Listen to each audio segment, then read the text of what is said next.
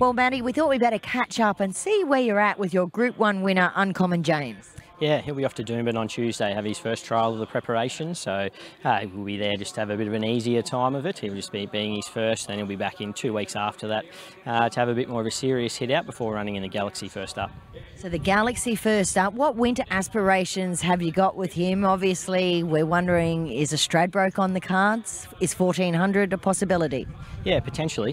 He'll go after the Galaxy 6 weeks into the Victory here, and then that'll give us 2 weeks into the Doomben 10,000. And as long as he's sort of showing he's going well enough, then we like to push on to a Kingsford Smith, and that's probably the fork in the road run, whether we feel he's run out the 1300 strong enough to progress to a Stradbroke, but it's all going to be up to him. It was probably trainer error putting the blinkers on when we shouldn't have last prep, and it just got him a bit too aggressive last preparation, because we had thought about running him in the Rupert Clark at the end of last preparation, but he was just a bit too keen, so we just need to be making sure he's staying nice and relaxed to be switching off to be running out the 1400 metres strong. We've always felt he would, so hopefully this can be the preparation where he can.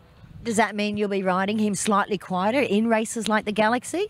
Yeah, he's sort of one that he's hard. You can't really sort of fight him. Would love to be able to ride him with a bit of a cover and where he can have something to chase, but he's unfortunately just jumps too well, and it's obviously never a bad thing, but he often does begin too well, and obviously gates dictate to where we will be in the run, but he's always going to be one that can be sort of closest to the speed when he steps like that, but you know, we'd just love to get a bit of cover to be making sure he's switching off, definitely over these shorter trips, obviously being the 1100 first up anyway, be riding with a bit of cover, and hope we can see that turn of foot. You obviously know this horse inside out and back to front. You've been all over the countryside with him. You've known him since he was a foal. Is he going as well this preparation? Without a doubt, in all the early bits of work that we have done, he's just always been one. He can be a bit of a big baby still, but this has been the first time. I think we saw a little bit of improvement from him last time, but he's just probably really chilled out. That's with the, as you said, the travelling that he has done has really matured him up, and hopefully we can just see that race day, because he's just carrying himself better, sort of track work, even slow work, and you know, he looks great. He's furnished into a, you know, he's a finished product now, so hopefully we can see that translate into race day.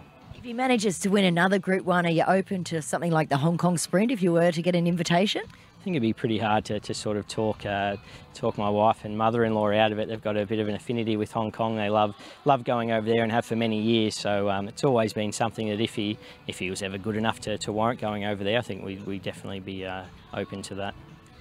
We saw his half-sister trial yesterday at the Sunshine Coast, Picker Bay. It looked brilliant to the eye. Yeah, she's a high quality filly. She always has been from day one. She's just thrown a little bit to the capitalist and can be a little bit hot, and has taken a bit of work in the barriers. She can just be a little bit funny to load, and just because she's so big, she's more thrown to her mum rather than Uncommon James. She's a big, strong girl, and we've just taken a bit of time to let her develop before we, you know, she's been ready to cop a bit of pressure. So we're probably a little bit underwhelmed 2 weeks ago, or 3 weeks ago, sorry. She trialled at Doomben, and just the occasion got to her. She missed the kick and was just sort of legs went everywhere. So it was great to see her show what she's shown us at home, and yeah, she's definitely one to follow going forward. I mean, if they've got that temperament or they're slightly prone to being fiery, it's better just to back off that bit and before you carry on, because once they turn the point, if they become troublesome in the gates, it's hard to turn back, isn't it? Without a doubt, and it's just funny, she was always okay in the gates. It's just the loading process, trying to get her to there. She can just be a little bit temperamental, but we've been nice and relaxed, allow her to mentally mature, which she's constantly improving. So even if she doesn't get to the races this prep, we'll see, but you know, going forward, we just want to be doing the right thing by her, because she's got a bright future. This Saturday, you and Steve have Jayanthe in, obviously down in grade to an 85 over the 1200 metres. Where are we at with this horse? Yeah, I feel she's going fantastic. We threw her in the deep end, and she ran in obviously stakes grade, and then Magic Millions or Millions Day in the mares race as well. So you know, it's a big step back in class. I don't think she far from disgraced herself in those runs, but looks really well suited down in the weights in this race. And I think getting back to Doomben is a big key for her. We saw her be really explosive at Doomben, and a little bit of rain around I think will help. If she can just get that bit of edge out of the track, we can see her really let rip there. Thanks, Matty. No worries.